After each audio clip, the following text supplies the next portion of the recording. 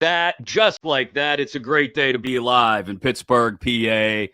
This is turning into like almost a real show here. Welcome in to Kaboly+Mack. Thanks to our boy Relaxed Styles for the intro video. Presented by, you got to turn your mic on, presented by the Dan Heck team. You got technical difficulties already. HeckTeamHomes.com, HAECK, the key to your next home. Looking to buy or sell a home in the Pittsburgh area. Whole team is there ready to take care of you. Try talking right now. Can you hear me? Now I can hear you. Yeah. There was no difference. Yeah, there was a difference. You were trying to, unless you were playing mime, then yes, there's a huge difference. What an intro, I said. What an intro. What an intro. We're a professional program here. Almost.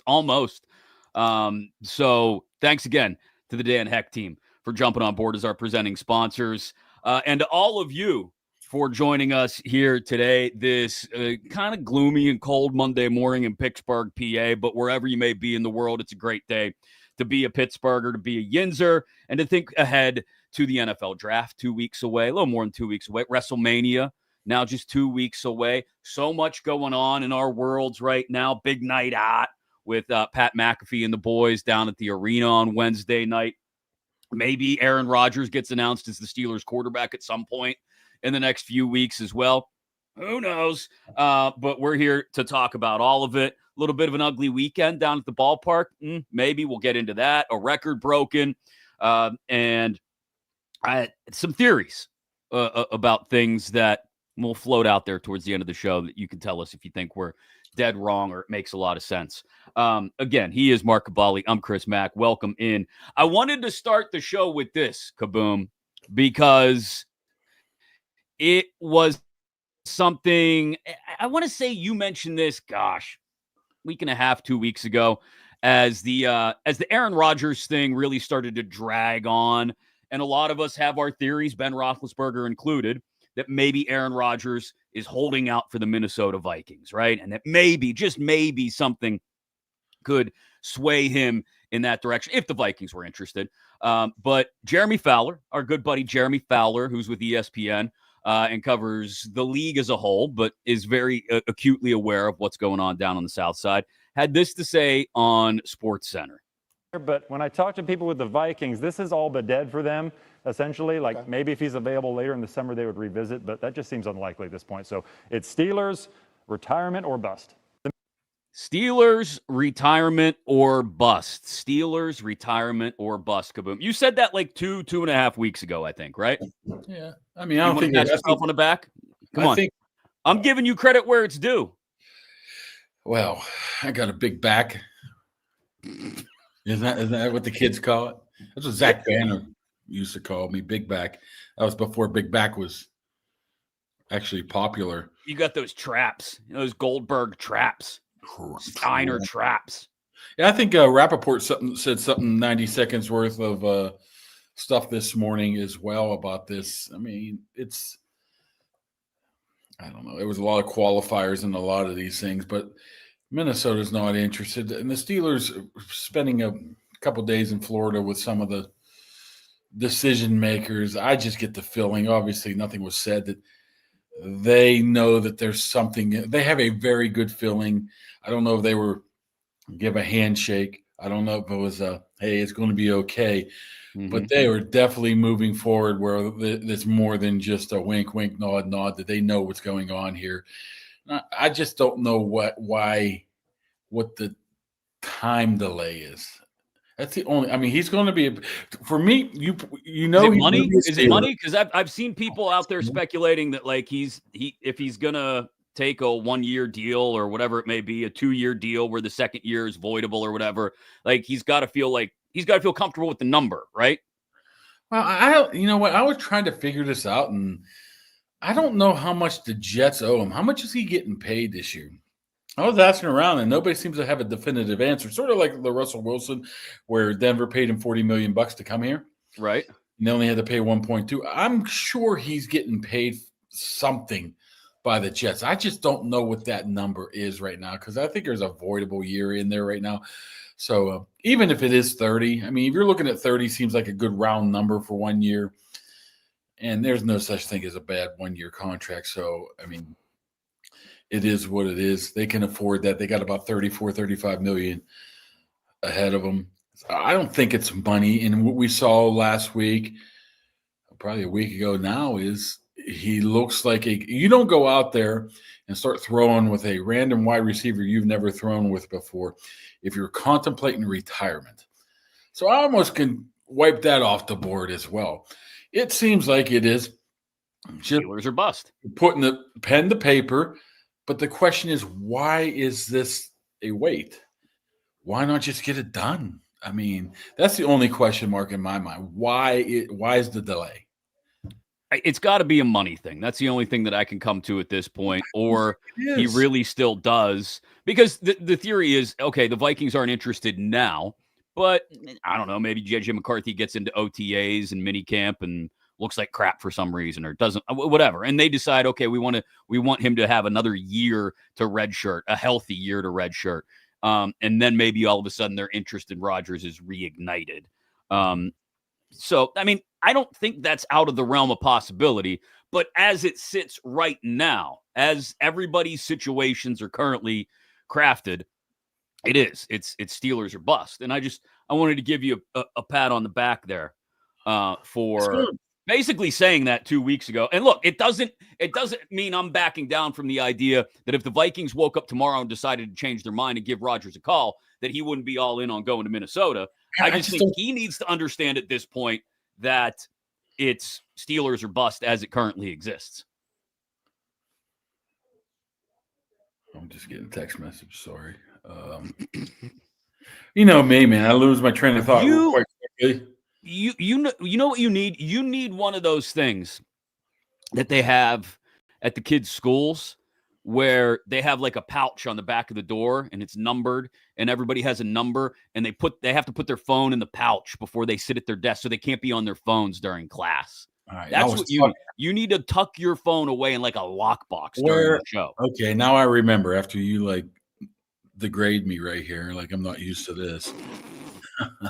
But the big night I'm not totally discrediting that theory, but for that to occur, he needs to be signed today, tomorrow, Wednesday morning, Wednesday afternoon for that to happen. He's not showing up just to show up. Here's no. I don't think that would happen either. Well, some of the commenters were considering. I mean, that is a big story. People were thinking that he's going to come out there and, Omar Khan's going to have his bifold.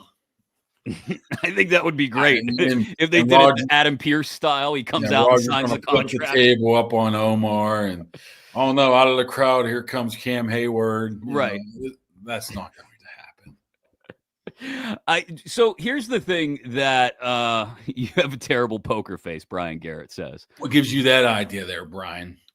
Maybe a meme or two. I do think. Well, here's the thing. I've seen people comment every time we've brought up this theory. I've seen, there's the old school guy. They might as well just sell the franchise if they're going to do something like that. That's terrible. Why? Like, what? It's a different day and age. Like, I'm sorry, it is.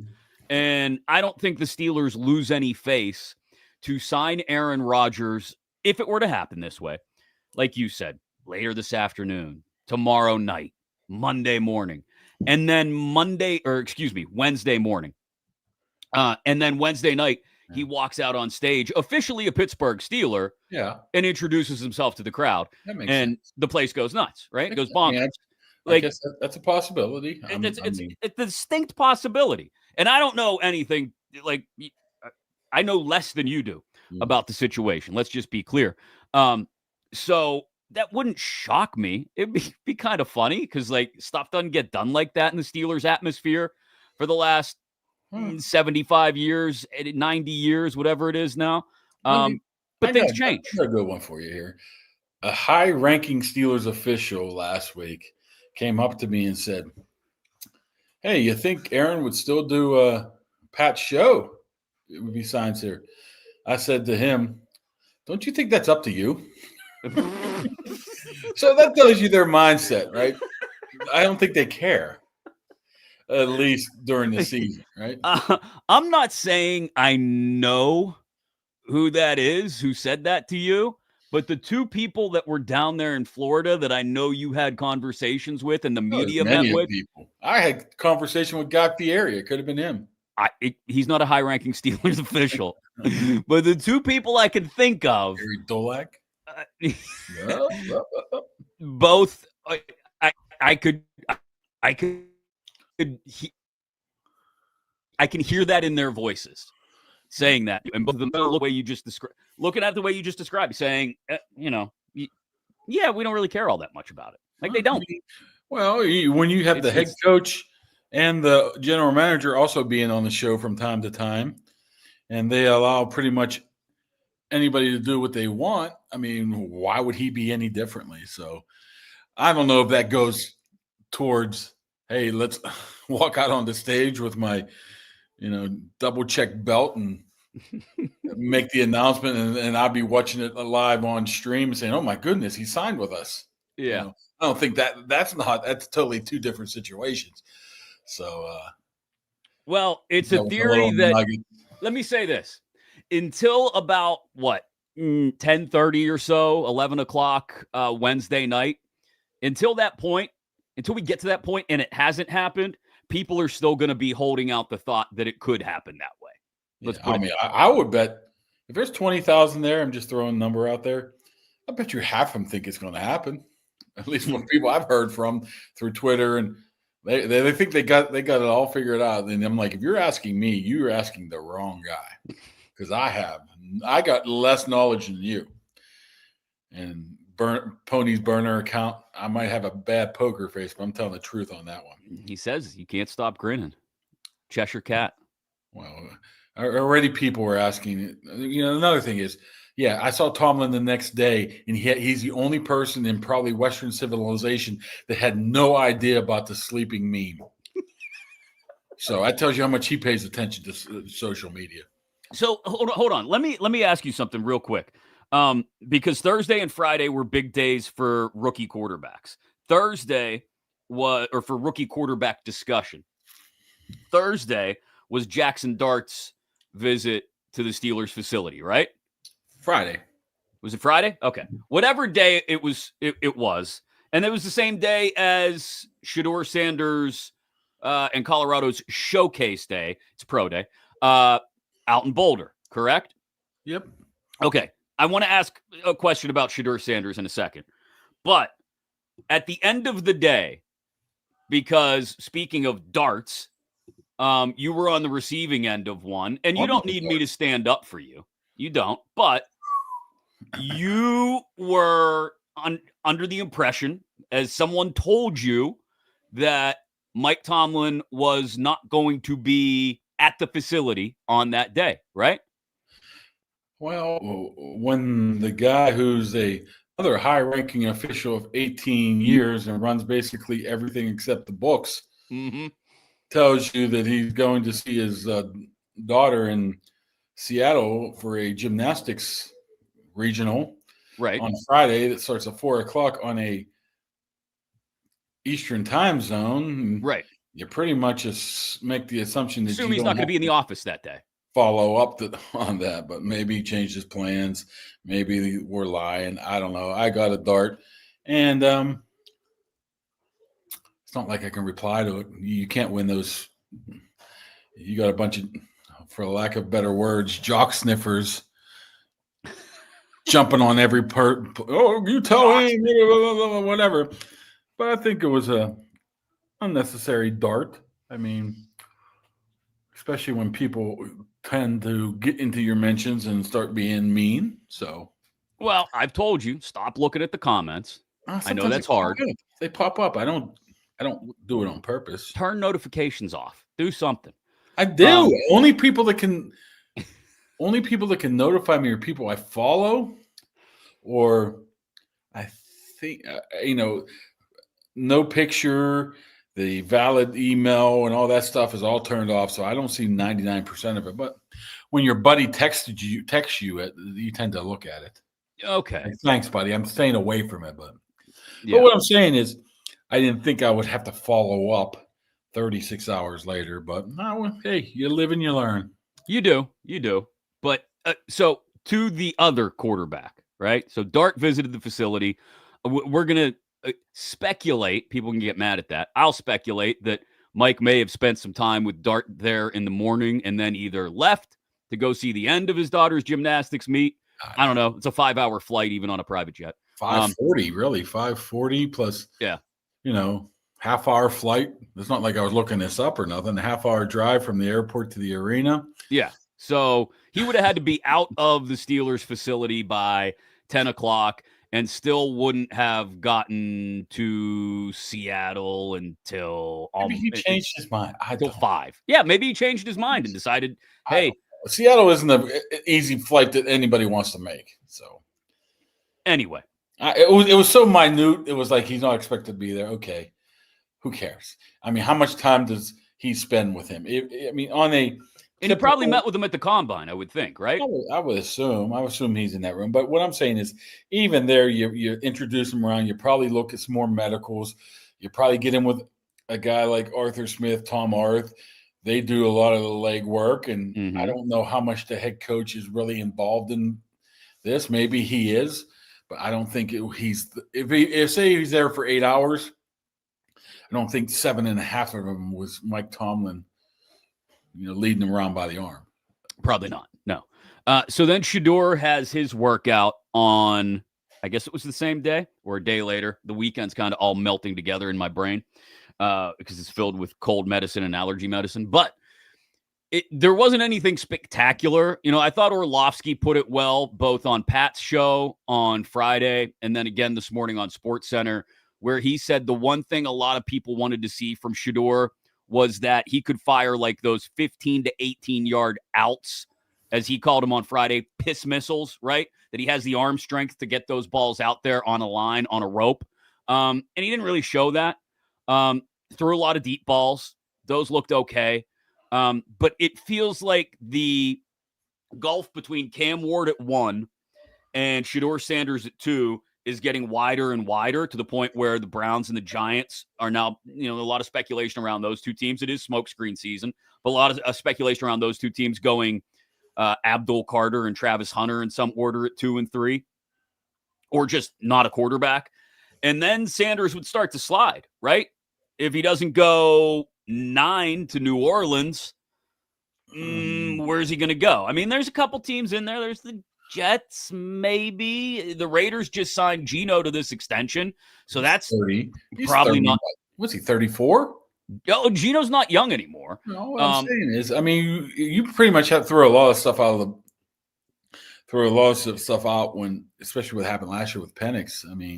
You got to have that next guy in tow.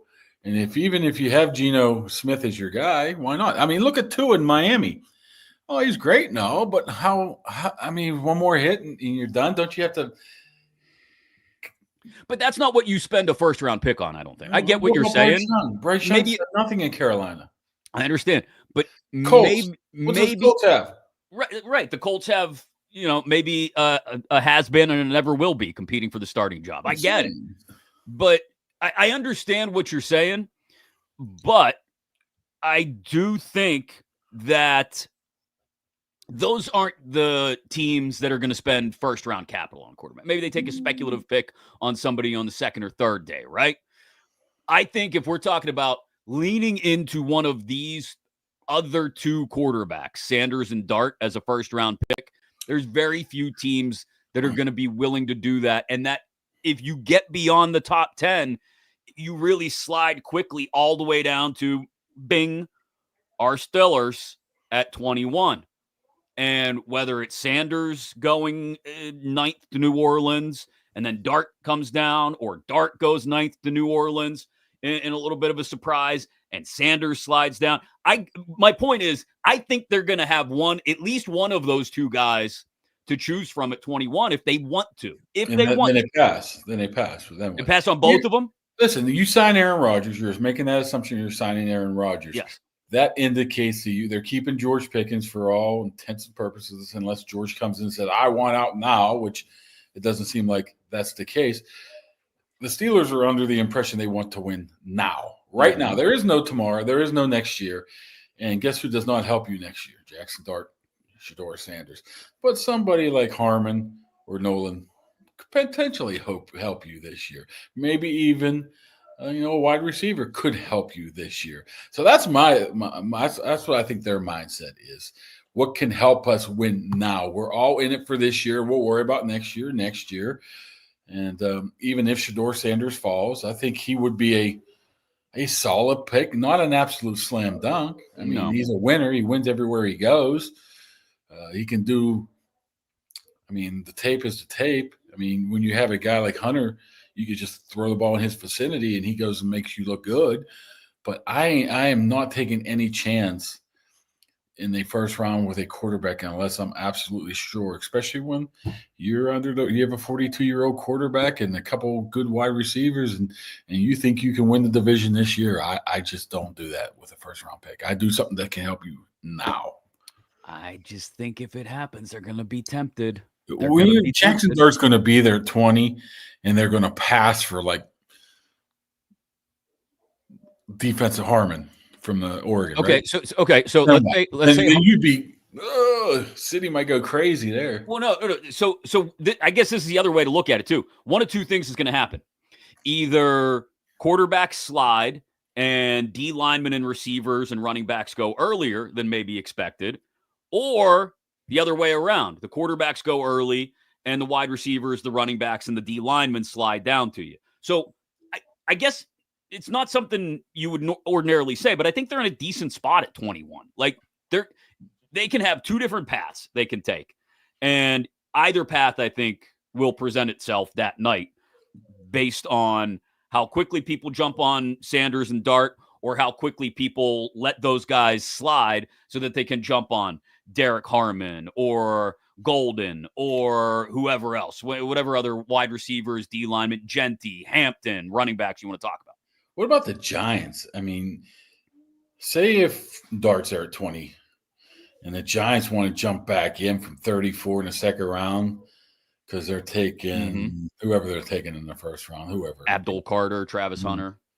Man, you could pick up a second round pick there, but then you would have to move out of the first round, which I don't think they would do. They would be maybe willing to move a couple spots, but they don't want to leave the first round.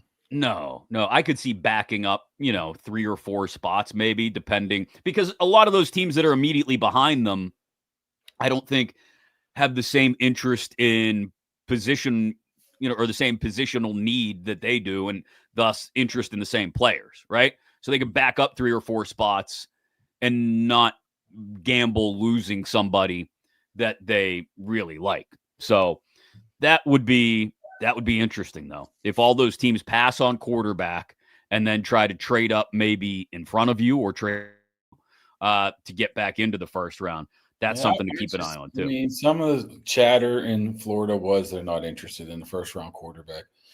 But that could be smokescreen. Who knows? But I just don't think it lines up with it. I mean, didn't somebody I read somewhere, I don't even know, refer to Jackson Dart as a poor man's Kenny Pickett? I mean, that might be a little bit too harsh. Somebody did. That's a bit much, I think. Well, that sounds like one of those kids up in South Oakland who doesn't have anything better to do, typing up a scouting report based on watching a bowl game. Yeah. I mean, or Penn State, right? Look. Well, what I'm saying is I think if you're using a 20th overall pick, they learned from Kenny. You better be in absolute love with him, not just for the fact that he was the best quarterback at 20 and you thought that he was not going to be – that was your best chance to get in the number 1 overall prospect. And then it turns out 2022 was a terrible year for quarterbacks. Yeah, awful.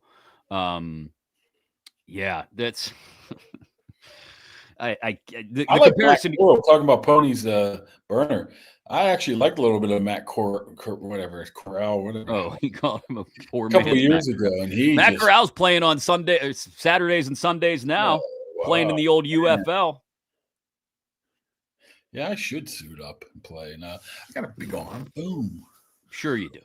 No, I just don't. I think they're under the impression they're winning this year, and a quarterback does not help you. And I don't think they're too worried about a long-term future with quarterback right now.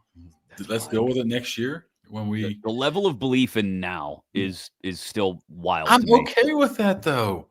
I'd rather just say, okay, we think we can win now. We're going to do everything we win now, rather than, have the owner come out and say, hey, I put all the money I can into this organization. Now it's up to the executives. We'll get to that in a second. What would you rather have? No, I would much rather have a team that at least gets me to the playoffs every year, even if they lose in the wild card round, and at least has some level of belief in their ability to do that. We got to thank Southwest Greens as well. SouthwestGreensPA.com. Your yard's a mess right now, most likely. It's filled with mud and dead grass, and the rest of the stuff is turning green, but who knows? Half of it may be weeds. How about you take all the guesswork out of that and get a beautiful artificial lawn laid down by Southwest Greens? Go to SouthwestGreensPA.com. You see it on the screen right now. Tell Jake that Kaboly+Mack sent you, and they'll get on out and show you exactly what they can do. Maybe a little area in the backyard for you to practice the putting swing, because it's golf weather. Maybe putting is a putt. Yeah, you swing the club. I saw a couple of those pictures, man. He does some good work. It's amazing. It's unreal the job they can do. But you can get the whole yard done if you want, and they'll do a great job. You're not spraying chemicals on the lawn. You're not spending all the money on watering it. You're not doing all the things that you have to worry about doing with your lawn, because Southwest Greens will come on out and give you the best looking lawn in the neighborhood. And you know what? You won't have to mow. You won't have to weed whack. None of that crap. You want your lawn to look like something you're going to see on your TV this weekend, with it being Masters weekend?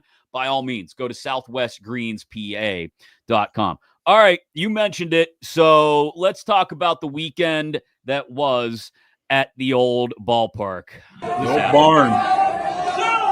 Hold on.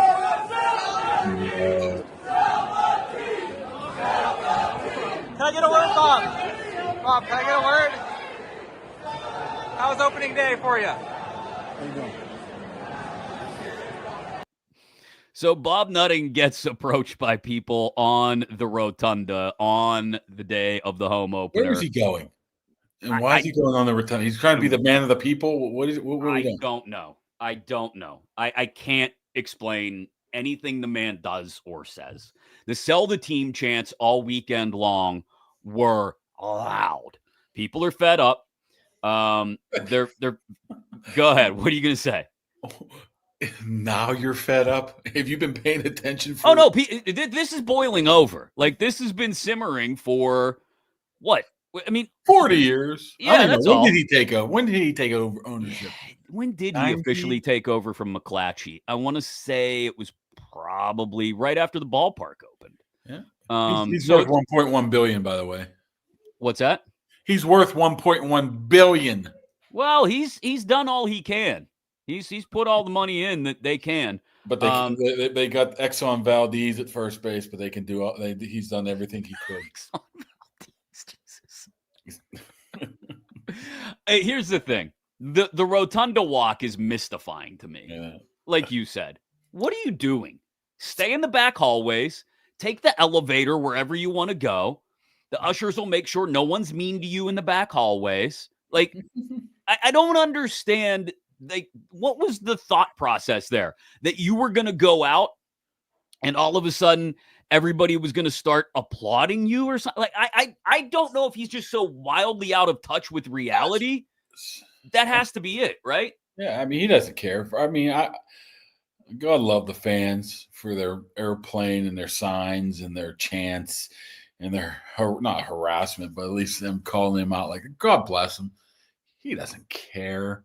He's worth $1.1 billion, and the guy stands in line at 35A at Southwest for open seating to, Tampa or wherever it was, Bradenton. I saw it before. I have a picture of it before. Somebody sent me one. So he does not care.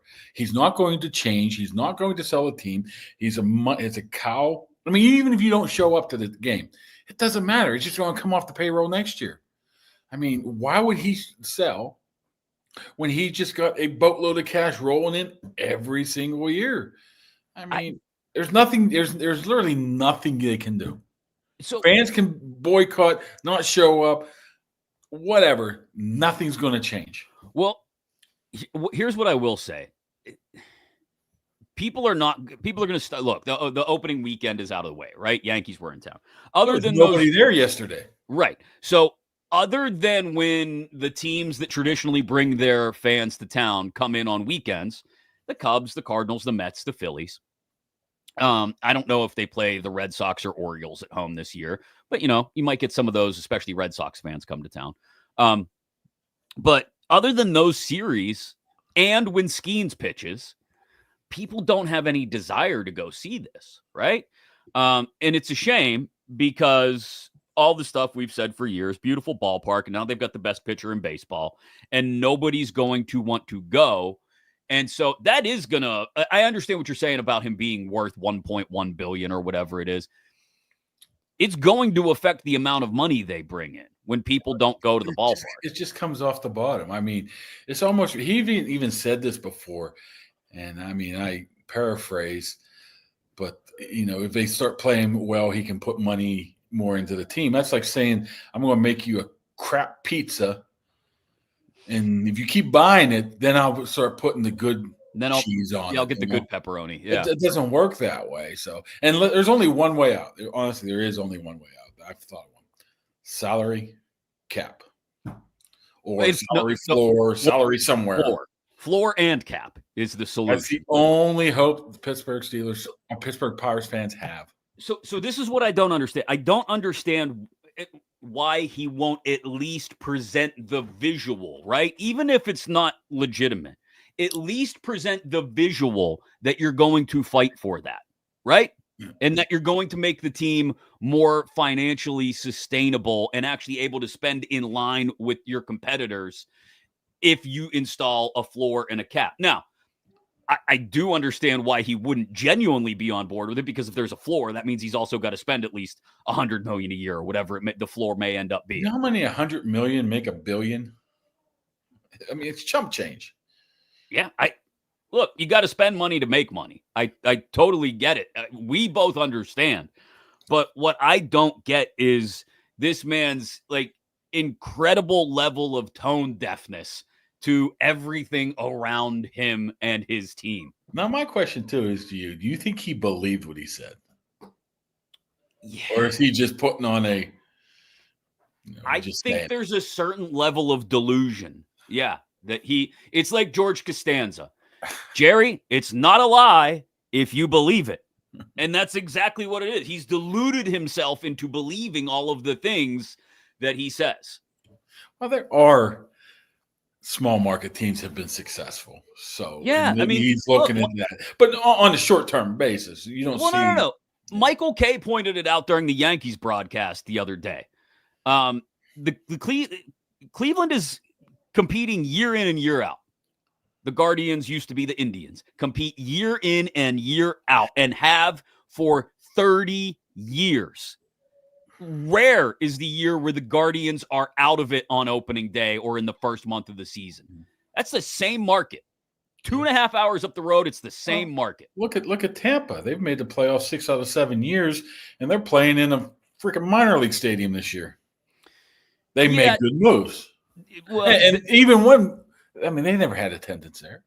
No, they do go through waves where they will be crap for a couple of years at a time, and then they bounce back because they have to constantly work at replenishing things. But, Cleveland's a perfect example. Perfect example. I'm glad Michael Kay brought it up over the weekend. Cleveland competes every single stinking year. It is the same exact market. I'm sorry. Yet they've never won anything. When's the last time the Indians won a title? Okay. That's fine. Just get me there, please. The Cleveland Spiders. Just get me there, please. Yeah, I hear you. At least show a level of effort in trying to get there, right? I mean, I hear you. I just, first of all, back to him being so rich. He's the 10th richest owner in Major League Baseball. Really? There's not much difference between 3 and 10. I mean, and he's proven to you, though, you don't need to spend money to make money. Bob Nunning's proven that's not true, though. Yeah, he's making a ton of money, and he's not spending a ton of money. God, his face. He stands in line at Southwest open seating. He does not. Seriously? I'll find that. I have a picture. You know, I'm a pack rat when it comes to keeping pictures. I have it. Somebody sent me a picture of him. He might not have even been in A1 through 30. He might have been A30 through 60. You didn't even pay for the upgrade. Nah, you didn't pay for the upgrade. I mean, it's direct flight now, but come on, you're worth $1.1 billion. Why wouldn't you just take a private jet? What? If you have that much money, seriously. If you have that much money, you just drive up to the county airport and knock on a door somewhere and say, "Hey, do you know how to fly? Take me to Florida. Here's a couple grand." I'm kind of cheap myself, but I just grew up poor. Same, yeah. Even if I had 1.1 billion, I'd probably be in Southwest too. I'll be like, I ain't paying this 10, 15 grand for a flight. I would be the same way, but that's just ingrained in me right now. Right now, I can go on the road and spend whatever I want, and I'm still staying at La Quinta. With the vibrating beds. Yeah, I just can't figure. I just can't. Kaboom loves spending the money. Loves a good vibrating bed. That's not Pop even a quarter in that, buddy. You get 5 minutes. Good to go. We were talking about that last time, but my sink in the La Quinta had no hot water. You turn it on, it would go, it come out water account, and then it just stopped. Oh, geez. I'm like, well, don't wash your hands in here because there's no hot water. Don't brush your teeth. But, don't wash your hands. Don't do anything. I'm thinking all you do is sleep here. I don't want to spend the money. It's not even my money. I hear a lot of coworkers as journalists say, "Oh, it's not your money." I'm like, yeah, but that's beside the point. I'm not going to just waste people's money when I could just stay at the La Quinta. How many times have you stayed at a place where you had to sleep on top of the covers because you didn't want everywhere? I've never opened those covers. I get rid of the comforter because who knows what's on those things. We stopped. We stopped our mutual buddy Tim Santoro. He and I drove down to Myrtle Beach one year while our wives and kids flew down. And we stopped at some, is it a Comfort Inn, Days Inn? I don't know, in like Darlington, North Carolina, South Carolina. I don't know, Carolina. Classic NASCAR race. Classic NASCAR town. But let me tell you, the Days Inn, there was no lobby to the hotel. Okay, there were external doors to the rooms and bulletproof glass where you had to slide your credit card underneath to pay for the room. We slept on top of the covers, both of us on our beds. I knew you were cheap, but Santoro, come on. It was the only place to stop. It was like 3 a.m. and we were both falling asleep at the wheel. Had to stop somewhere. You're driving, you could have got a direct flight from like Latrobe for like $87. There wasn't flights from Latrobe at this point for whatever reason, or it wasn't on a day where we could get them because the Latrobe flight was like on a Sunday night. You just wanted to act like you were a kid again and drive to Myrtle Beach. Oh, I don't mind driving. We drove home from Tampa once in one day when the kids were little. I drove from Disney one time. That's a mistake. Yeah, the drive home from Tampa was rough. 18 hours in a car. But their kids were little, and they just sat there and watched your DVDs the whole way. Anyway, so, yeah, I think the only vacation it's okay to be cheap when you're up. What's that? The vacation I had growing up was going to Kings Island. I think the car broke down on the way there. It's okay to be cheap when you're us. When you're a $1.1 billion worth. Honestly, if I had $1.1 billion baseball owner, I don't think I would be spending money. I wouldn't go buy. I wouldn't be going nuts, but like I wouldn't be standing in line at Southwest. You don't realize how much $1 billion is. People don't know it's $1 billion. It's like zero up from a million or a couple. What is it? Put it in perspective. It's 1,000. It's 1,000 millions. It's like Does that crazy. make sense? It's crazy. It's wild. So I'm bitter. I mentioned this last week. We had Nick Moraldo, the Pat McAfee show, on a couple weeks ago. He was excited for it to happen. I know hockey fans in general were excited for it to happen. I was not excited for this to happen. Ovechkin shoots. He scores! He scores! Number 895. Yay! Alex Ovechkin scored number. Hater. I'm just glad he scored it from the Ovi dot. He did. I mean, it was a classic Ovechkin goal on the power play from his office. I can't get excited about it. I'm sorry. I'm a bitter yinzer. I can't. I just Can't you just enjoy the it was athletic Gretzky and ability? Ovechkin on the ice together, palling it up, yucking it up. But please, neither one of you is the most talented guy of your generation. So get the hell out of the way. I need a Mario Lemieux, Sidney Crosby moment to just cleanse my hockey palate. You are ultimate yinzer. You can't sit there and enjoy history happening in front of your eyes. No, I can't because I don't like Ovechkin. They call me a hater. Well, I mean, what did Ovi ever do? He's the man's man. He's drinking beer, jumping in pools, whatever. Oh yeah, breaking his the summer Stanley his summer with the cup was epic. Unbelievable. How can't you? I mean, he's no teeth, gray hair. I mean, if there's any guy who is maybe an honorary yinzer, would be him. No, he wouldn't be. Come on. I will admit. Okay, I'll admit this much. Had it gone the other way and Ovechkin ended up here and Crosby in Washington, people would love Ovechkin here, no doubt. Like they would love him here. You know what you hate? You hate that the freaking Capitals are a good team again. Yeah, I don't like that. I don't like that at all. I don't like that the Capitals are good again. I don't like that Ovechkin and Gretzky are being celebrated all weekend long. I don't like, Penguin fans being excited to see Ovechkin break the record. What the hell are we doing? Are you kidding me? No. Did we? I'm trying to think of another. Did we get excited when Ray Lewis went into the Hall of Fame? No. Alan Faneca get excited when Big Ben came into the starting lineup? Excited? I just say it's excited. I can't. I'm a bitter yinzer. Why can't you like both? Why can't you say, you know what? Crosby's a great player, but so is Ovechkin's a great player. I'm not saying he's not a great player. He's the greatest goal scorer of all time. The numbers say so. I can't argue against that. You say you're more of not a niche hockey guy like me. What does the league look? Do they look at Ovechkin equal, better, or less than Crosby? The overall, the sport in general. Is he right there with Sid? Or is Sid's a little bit higher because of 2 more cups? Or I think the sport acknowledges that they're 2 very different animals. That Ovechkin is just about pure raw power and scoring goals, and Crosby is the total package of a hockey player and leadership and everything that goes into it. They're cut from a different cloth, even so much in the positions that they play, right? Crosby's a center. He's a general on the ice. He's a coach. He's bringing up young guys now. Ovechkin is a right wing. I don't want to call him power play specialist because that's overstating it or understating his ability at 5-on-5. But like Ovechkin's a pure goal scorer. That's what he is. Crosby is a complete and total hockey player. There's a difference. Ovechkin could be the best in the world to ever do what he's done, being a pure goal scorer. Fine.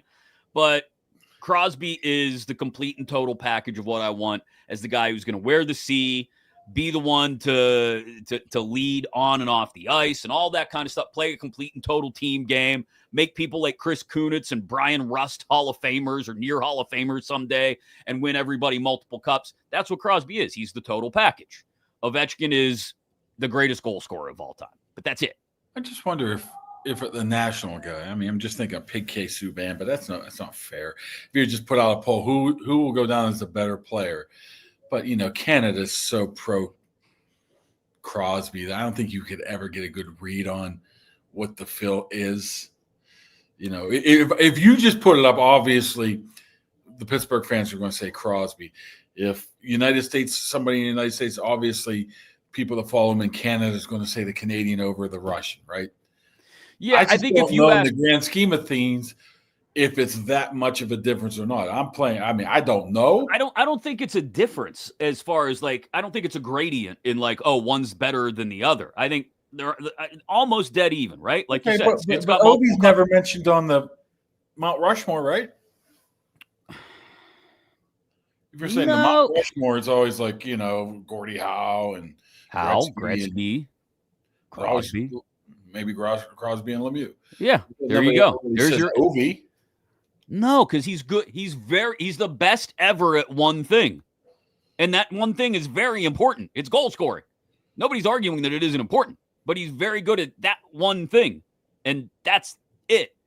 Like, I don't know.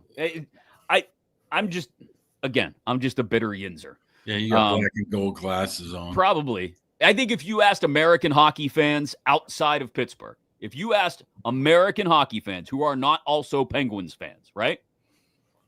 I think they would acknowledge just what I said a couple minutes ago. Crosby is the best all-around player of his generation. Ovechkin is the best goal scorer of his generation. They just happen to be in the same generation. I don't know if you can, but Sid's got 3 cups to Ovechkin's 1. I mean, if you want to look for an ultimate measure, that would probably be it. Crosby elevates his teammates. Okay. Ovechkin. What happens when the Capitals win it this year? Okay, he'll have 2. Sid will still have 3. Yeah, exactly. I mean, you can't complain about Sid. I mean, Sid looks like a guy who can easily play 5 more years. Yeah, he's got that Brady gene where he'll want to play forever. Thanks to Impact HVAC. You see the number on the screen, 412-297-1852. Impact HVAC PGH on Facebook. They do a great job of taking care of you, whether it's just to get the AC tuned up before it gets warm later this spring. Maybe some of these cold nights that we're still having, your furnace goes kaput. They'll come on out. They'll take a look. They'll fix it up. If they can't fix it up, they'll replace it. And they'll do it all with incredible service and incredible speed. We've had them out here multiple times. They check up our stuff every year. They replaced our furnace last month. Great. Go to Impact HVAC PGH on Facebook. Or like I said, give them a call when the phone number pops up there again in a few seconds. Okay. This happened over the weekend as well, and it needs to be addressed because once again, I think I'm going to end up giving you credit for something, Kaboom. It's become a theme, right? It's become a theme. I just love it. And Heyman sells these moments so hard. It's great. He's over there going, "Oh my God, oh my God." So this is great. We were sitting around with some friends on Friday night, our neighbors, while the kids were playing, and actually just watched. Thanks for the invite. The final 15 minutes of SmackDown. You wouldn't come over anyway because you don't leave the house. And so I was trying to explain it to those that hadn't been in the loop, what exactly was going on. And it's a beautiful callback to like a moment 15 years ago where Heyman and Punk were in the ring together on Raw. And it seems to be setting up that, okay, we got this triple threat match, the main event on the first night of WrestleMania, Rollins, Reigns, and Punk. And you expect Heyman will, do something to help CM Punk win, right? And then the full complete turn against Roman Reigns will take place. But I have seen wild theories on the interwebs, Kaboom, that that's not what could happen on the Saturday night of WrestleMania. And you alluded to this a couple weeks ago. You said, what if in that triple threat match, Heyman turns on both of them, and there's a Paul Heyman, Seth Rollins alliance. Or you can go a little deeper too. Oh, how about Paul Heyman, Cody Rhodes? Maybe Cody beats Cena. Then somehow there's a stipulation where Punk faces Cody in the next day. I don't know. I might be walking back a little bit on Seth. If I had to rank him in order of who he's going to align himself with, I think number 1 now would be Roman, because it looks like it's so much against Roman at this point. He's going to screw Punk.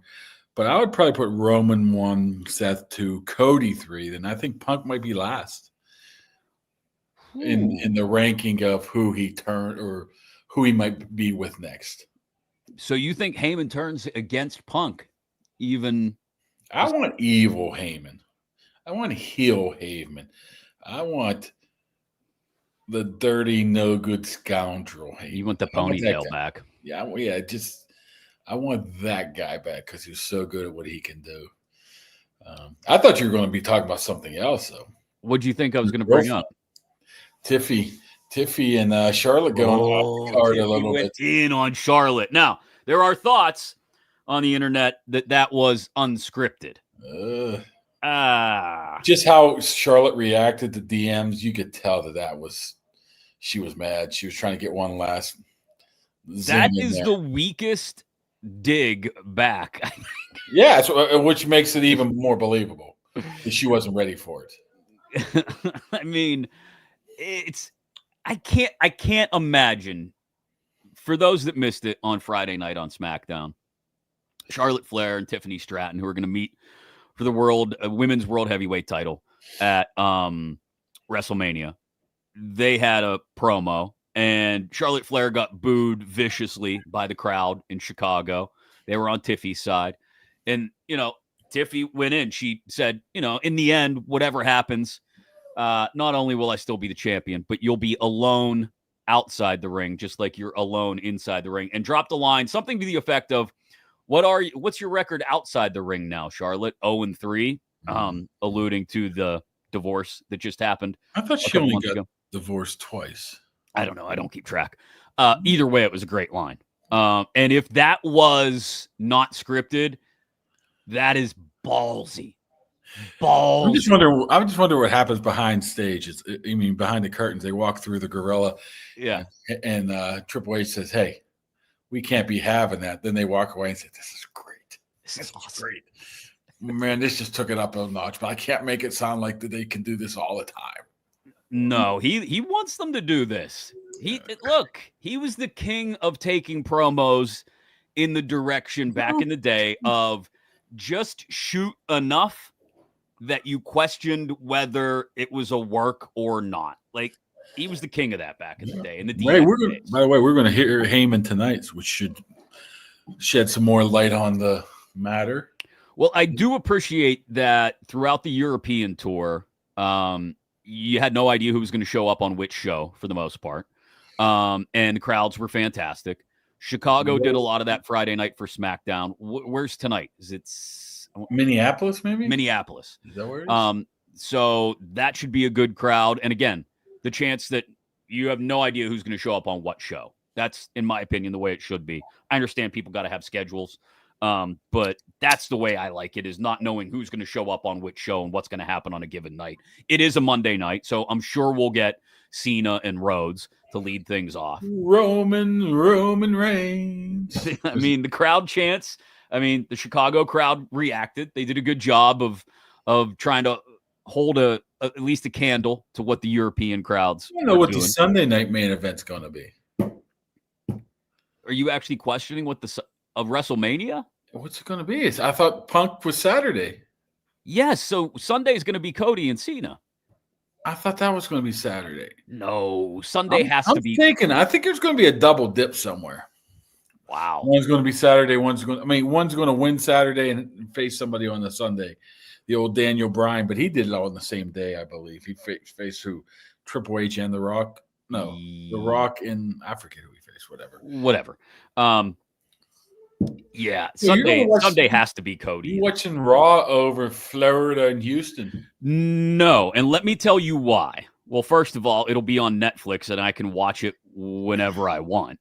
Raw, that is. But also because if Florida beats Houston tonight. Houston. Yeah, what did I say? You said you. Houston. Hugh. There's an H in Houston. It's not Houston. Whatever. If Florida wins tonight, my wife wins like $1,100 in a bracket pull. All right, I can have that, right? No, you don't get jack. I won't get any. Win a bracket. What's that? How does she win a bracket?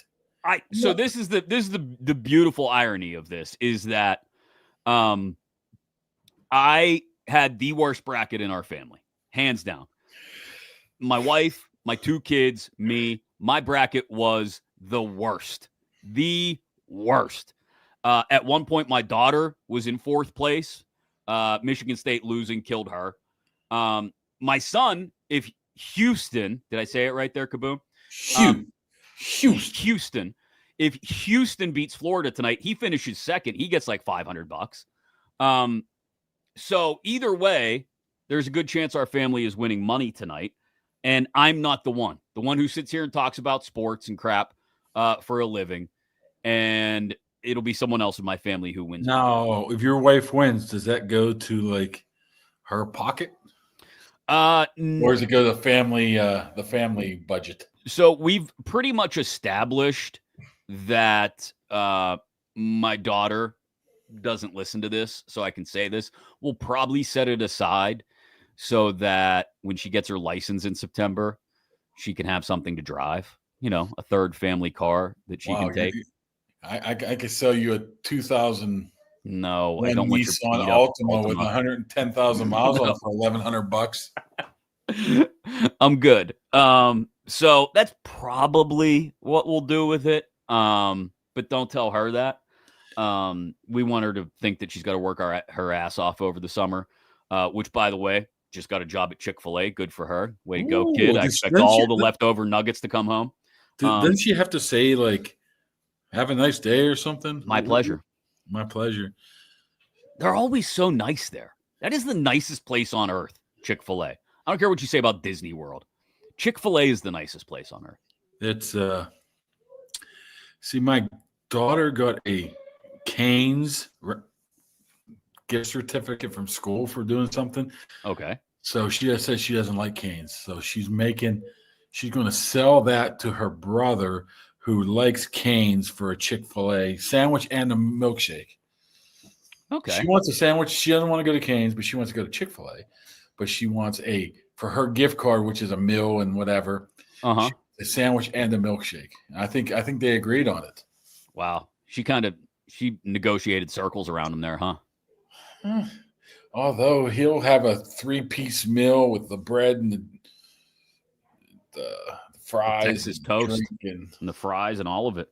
Oh yeah, that's a good. So I'll be honest. Cane's why is would okay. She go to Chick-fil-A, by the way? What's that? Why Chick-fil-A? What do you mean? Why Chick-fil-A? Why she choose? Because they were there at the job fair at the high school a couple weeks ago, and she wants a job that gives her better hours than the job she has now. Well, so she should have went over to. You give a call to Benny Business. See what the Yoli's is hiring. She wanted to go. She applied to Chick-fil-A. Chick-fil-A called her back, so she's gonna work at Chick-fil-A. Oh, another thing is, I can't tell the kid what to do. Put some boots on and go put on some Southwest Greens, PA. I'm not trusting her with all that. No. HVAC? No, she can't do all that. First and goal.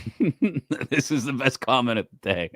Nutting gonna slap a Cane's logo on the Willie Stargell statue. I think we didn't even talk about that's that. That was the problem there. It wasn't the problem that they wanted to, put an advertisement up. It was them worrying more about the money than something that means a lot to people. You know what I'm saying? The history, even though Clemente stuff is, numbers and there it is, statues and bridges and whatever. They've done a lot to honor him, but to say Surfside's whatever is now more important than a number 21. Why don't you move that down 3 feet and put the 21 at the top? Yeah. By the way, this Surfside, I don't know if that's going to help him or not. You think the extra notice gets them? Well, that's or people are going to boycott it. For Surfside will be fine. They'll do good. Is that booze? Yeah, it's like a vodka iced tea mix in a can, basically. Yeah, there's none of those are out there. I think they do pretty well. I know somebody who's hosting Josh Farmer and running back. Why does Josh Farmer ring a bell? Who is that? Florida State defensive lineman. Okay. And Virginia Tech running back Bayshol Tutin. Okay. So some more top 30 visits. Wow. They're not top 30. What do you mean you don't know top 30? No, the people say they're not the top 30 because it's not whatever. It's whatever. People don't like the term top 30 because it's not their top 30. Well, no, but they're okay. One of their 30 visits they're allowed to have. Visitors they're allowed to have. Exactly. There. I don't know where top 30 came from, but somebody started using another running back. Woo-hoo-hoo. I don't think they go running back first round, though. Where's Tootin looking like? Was he third? Third or fourth, I would think. That's where I think that makes sense for them. 3rd or 4th round, depending whether they trade back into the 2nd or not. We'll see. But 3rd or 4th, I think, is what makes sense.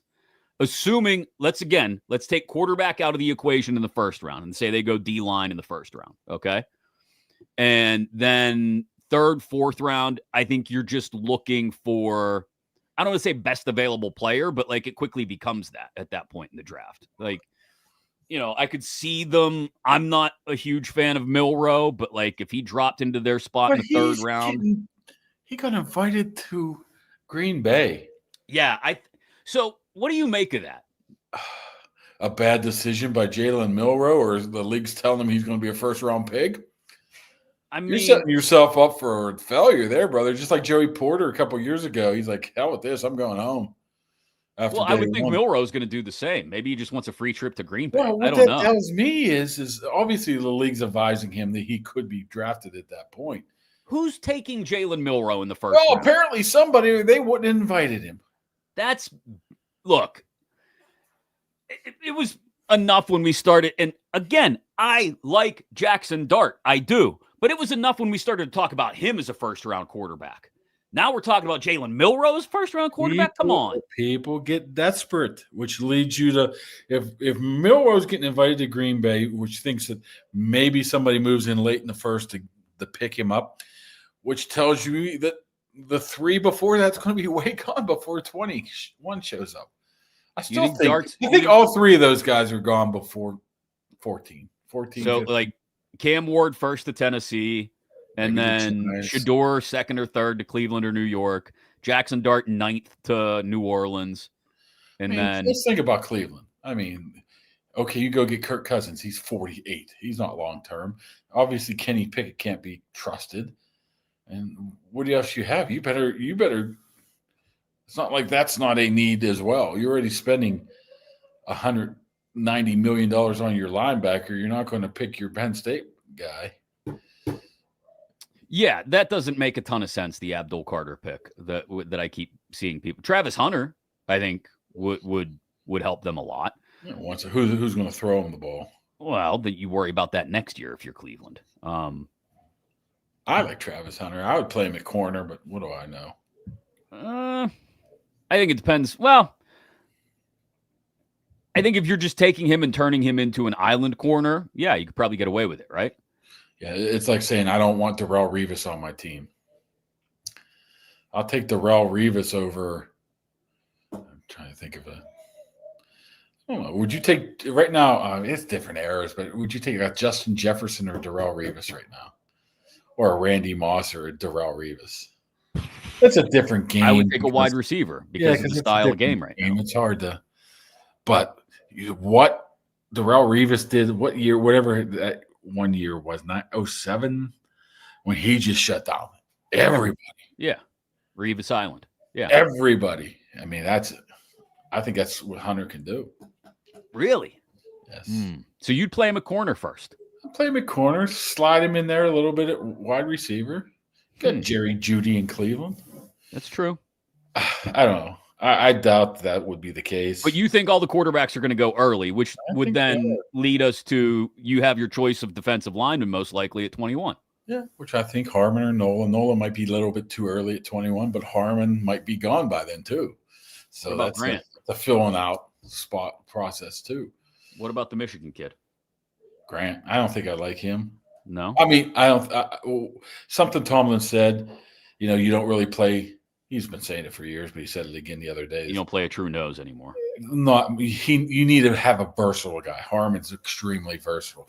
Nolan's versatile. Grant Moore is You don't think he could kick out and play? Not to the amount. He's not a Hargrave type of guy. Hargrave was undersized nose, but probably right size defensive end. So I think they want more versatility out of that position. Makes sense. You don't want 20th overall pick for a guy who's going to play. How great Casey Hampton is, but Casey Hampton in today's game would not work because he'd only be on the field 18 plays a game. All right. We're going to wrap it up for today. We'll be back. Special guest Wednesday. Big special guest on Wednesday. Any hints? Should we tell them who it's going to be? No. I think we should tell him. No, I'm not telling him. Then no. No? Tell him. I think people will get excited if we tell them. I think we should have to put. We'll give you a hint. Okay, It's what's the a hint? current Pittsburgh Steeler. There you go. We'll leave it at that. A current Pittsburgh Steeler. Starter. Yes, definitely a starter.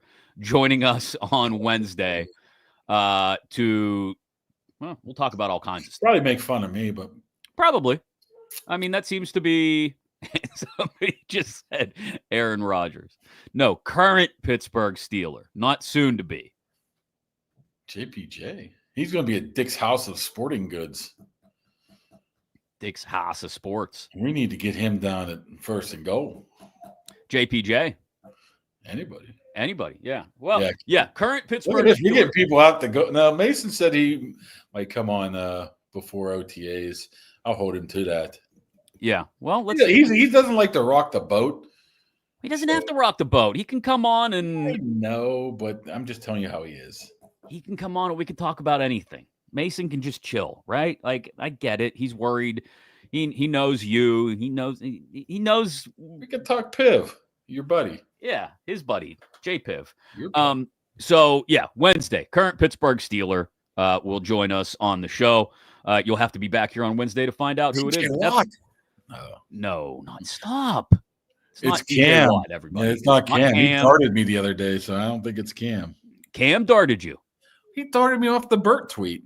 Oh, well, Cam's big time now. He's building up that national media. Minka.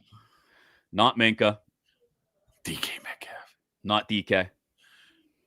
Why not? You're not supposed to sit here and guess everyone. You know who it's going to be. Broderick Jones. No, not Broderick Jones. Christian Kuntz is definitely a starter.